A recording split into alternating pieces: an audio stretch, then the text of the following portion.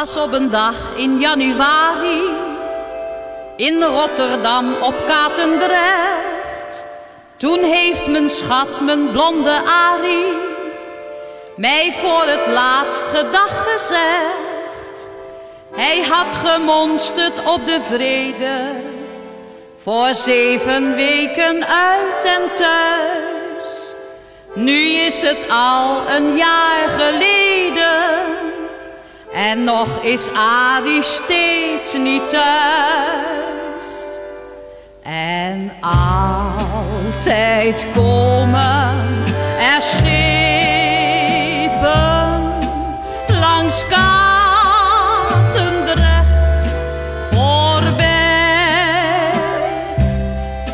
maar de schuit van blonde Arie, die is er nog steeds niet bij. Doe ik een boodschap voor de heren, haast ik me naar het Willemsplein, om daar met angst te informeren wie of erbij gekomen zijn. Maar vreemde schepen, vreemde prauwen, ik zie matrozen blond en blij, die met hun plunjezakken sjouwen, maar die ik zoek is er niet bij. En altijd komen er schepen langs Katendrecht voorbij, maar de schuit van blonde Arie, die is er nog steeds niet bij.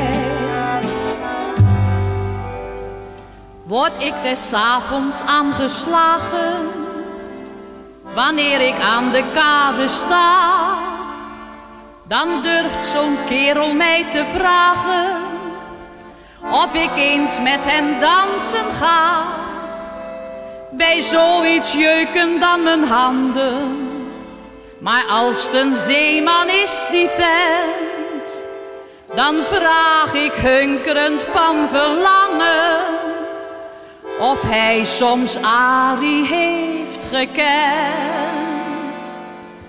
En altijd komen er schepen